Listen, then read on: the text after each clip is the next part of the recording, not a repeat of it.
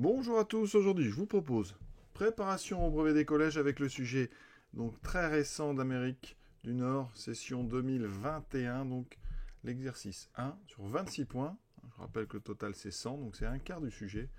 Il y a 6 affirmations, à chaque fois il va falloir justifier vrai ou faux. On commence donc par une fonction, on considère la fonction, donc ici f de x égale 3x moins 7, l'image par f du nom moins 1 et 2. Alors, petit peu de rappel de cours, quand on a f de x égale 3x moins 7, on dit que donc x a pour image 3x moins 7. Et même on peut écrire ça avec une flèche, on dit que x est envoyé sur 3x moins 7. Donc 3x moins 7 est l'image de x, autrement dit.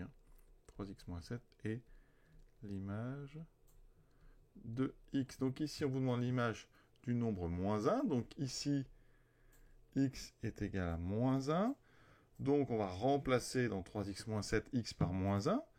Donc 3x moins 7, eh bien, ça, on va calculer donc 3 fois, alors c'est des multiplications, 3 fois moins 1. Alors attention, comme il y a fois et moins, on met des parenthèses autour de moins 1, moins 7.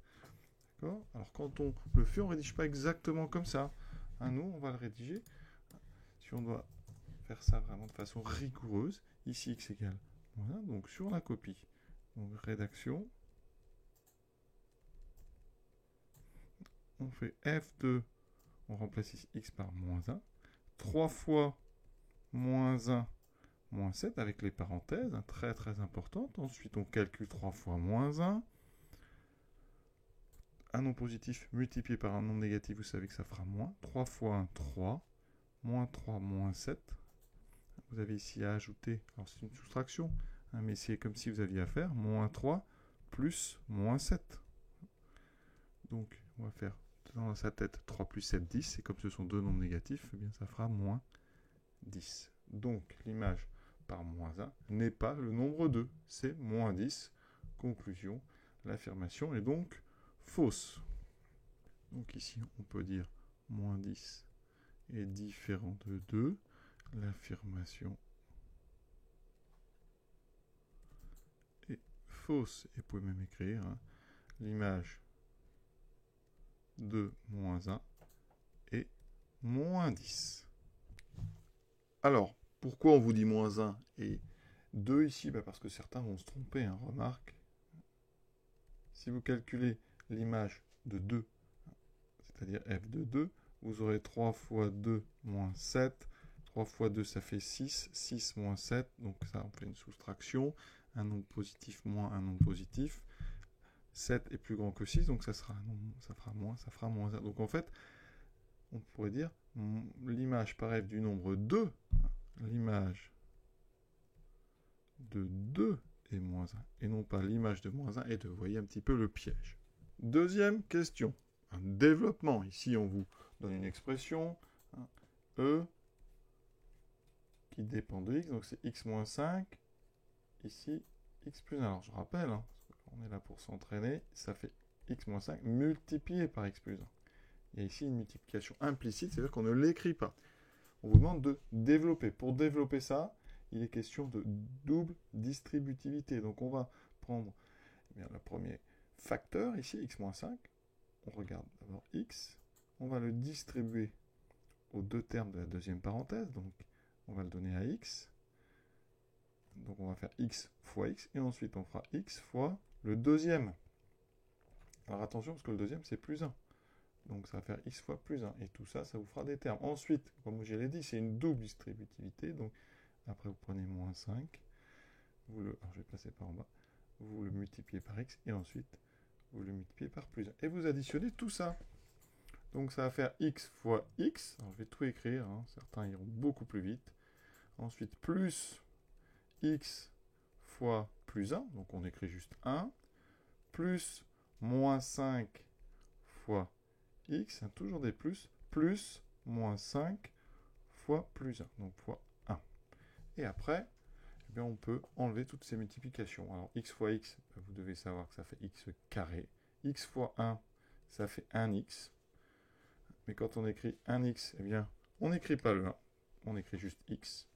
Donc ça fait x carré plus x. Ensuite, moins 5 fois x, eh bien, ça va faire moins 5x. Et ensuite, moins 5 fois, ça fait moins 5. Donc plus fois moins 5, mais ça fait moins 5. Donc tout ça, évidemment, il faut que ça soit en place pour être serein au lycée. X carré. Donc ici, x moins 5x, pensez bien, c'est 1x. Donc on a 1x moins 5x. On fait 1 moins 5. Ça donne moins 4. Donc ça fait moins 4x moins 5. Et effectivement, c'est ce qu'on nous propose. C'est bien une forme développée. Elle est bien réduite. Hein. Ce qu'on appelle la réduction, c'est ce passage ici où j'ai remplacé ces deux termes par un seul terme. Oui, ça s'appelle la réduction. Et on a bien développé. Développer, c'est transformer une multiplication en somme et différence. Donc, effectivement, l'affirmation est donc vraie. Troisième affirmation. Donc, n est un nombre entier positif. Affirmation, lorsque n est égal à 5, le nombre 2 puissance n plus 1 est un nombre premier. Donc ici, eh bien, on a donc une valeur de n qui est 5, et on va calculer 2 puissance 5 plus 1. D'accord? Donc pour n égale 5, 2 puissance n plus 1 vaut 2 puissance 5 plus 1. La question est de savoir si c'est un nombre premier. Alors deux choses, d'abord il faut calculer 2 puissance 5.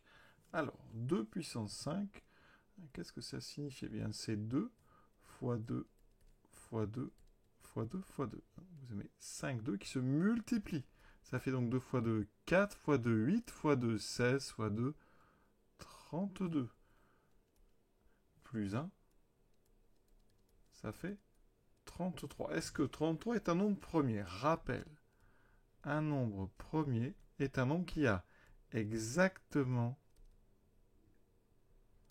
2 diviseurs positifs. D'accord? Exemple 2. 2 a 2 diviseurs qui sont 1 et 2. D'accord? 3 aussi. Et ces diviseurs, c'est 1 et 3. Par contre, 4 n'est pas un nombre premier parce que 4, c'est divisible par 1, par 2 et par 4. Donc 4, il a 3 diviseurs positifs. Donc 4 n'est pas un nombre premier. Alors, la liste des nombres premiers, je vais quand même vous la donner. Le plus petit, c'est 2. 1 n'est pas un nombre premier parce que 1 n'a qu'un seul diviseur positif, c'est lui-même. Donc 2. Ensuite, il y avait 3, puis 5, puis 7. Ensuite, on a dit 4, ça n'est pas 1. 6 non plus. 8 non plus, 2 fois 4. 9, 3 fois 3. 10, 2 fois 5. Ensuite, on arrive donc à 11, puis 13, puis 17, et etc. Le suivant, c'est 19, après 23, etc. Alors 33, est-ce que ça en est un? Eh bien 33, c'est effectivement divisible par 1, par 33, mais 33 c'est 3 fois 11. Donc 33 n'est pas premier. Il est divisible par 1, par 3, par 11, par 33, il a, vous voyez, au moins 4 diviseurs. Donc ça veut dire que l'affirmation 3, elle est donc fausse. 2 puissance 5 plus 1 n'est pas un nombre premier. Affirmation 4, on a lancé 15 fois un dé à 6 faces.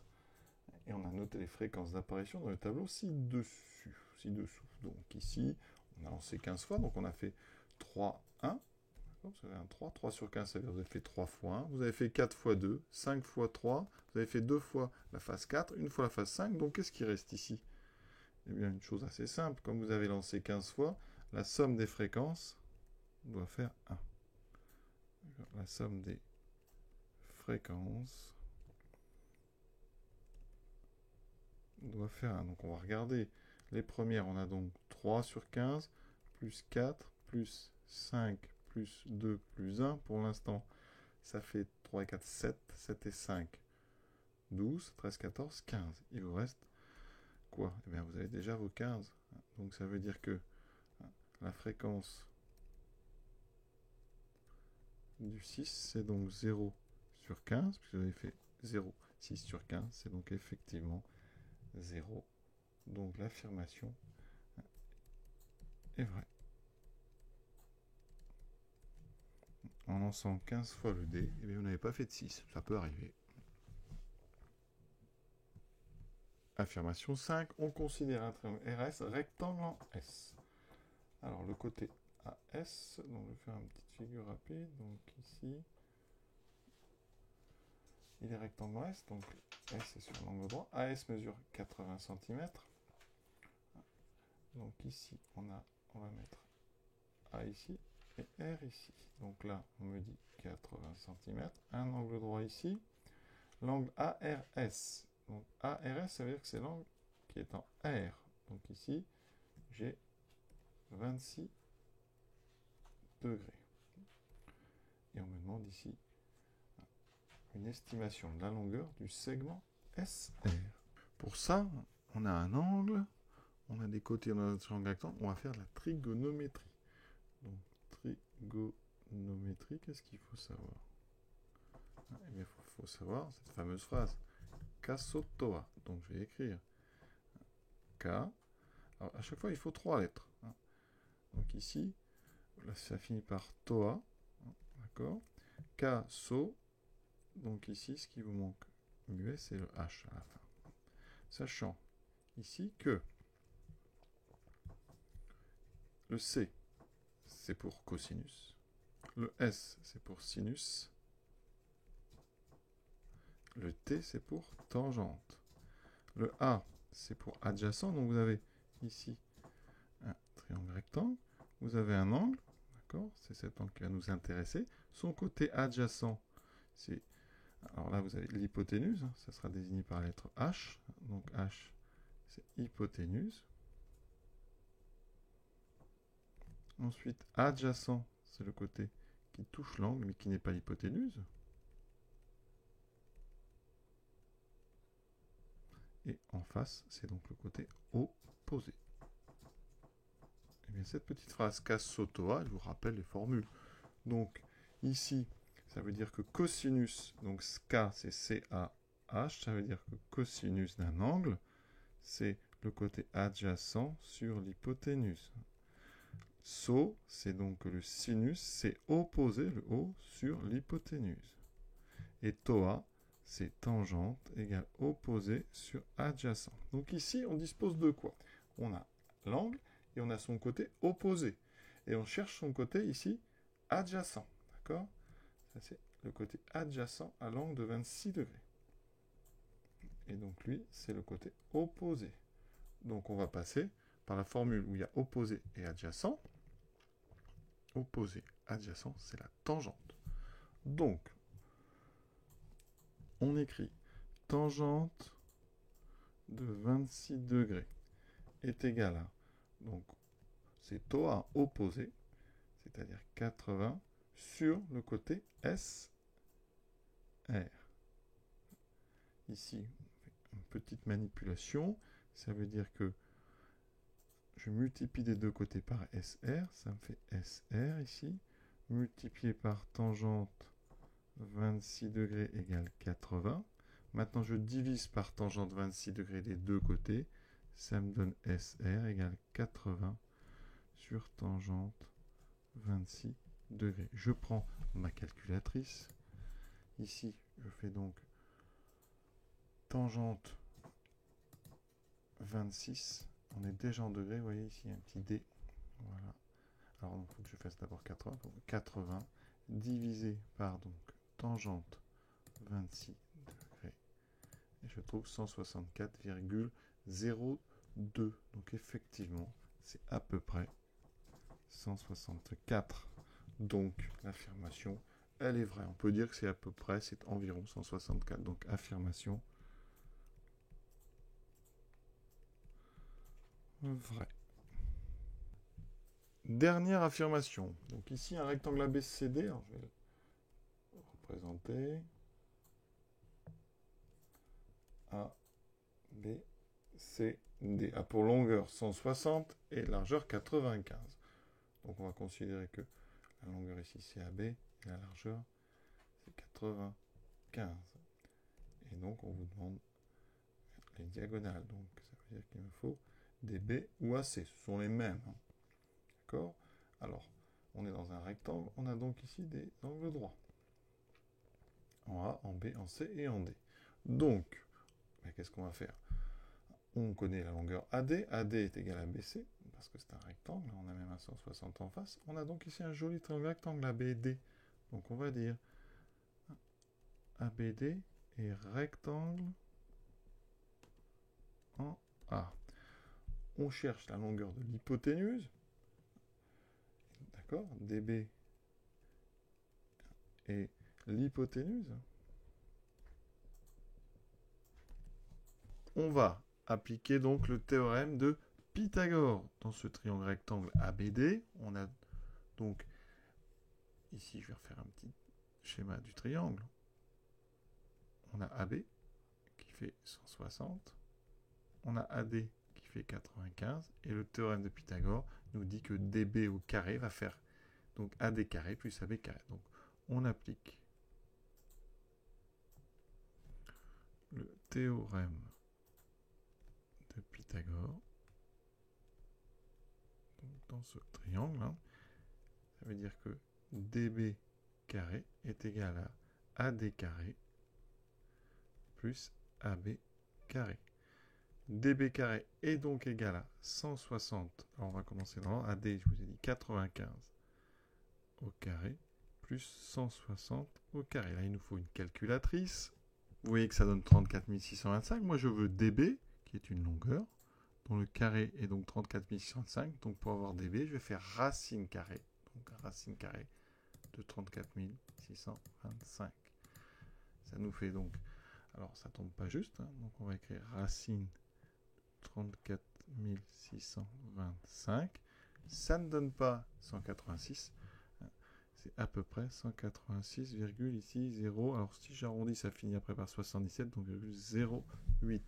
Donc, conclusion, eh bien, les diagonales de ce rectangle ne mesurent pas exactement 186. Donc l'affirmation, vous mettez, ce n'est pas exactement 186. Parce que pour avoir 186, d'ailleurs, c'est simple, la somme de vos deux carrés aurait dû donner 34 596 et vous avez 34 625. Donc vous voyez, c'est pas la même chose. Donc ce n'est pas exactement 186. Donc affirmation 6, fausse. Voilà, on a terminé cet exercice. Alors il y a quand même du travail. Hein. C'est 6 questions vraiment sur des domaines variés. Donc ça vaut quand même bien les 26 points. J'espère que j'ai été clair. Je vous souhaite une bonne fin de journée. À bientôt.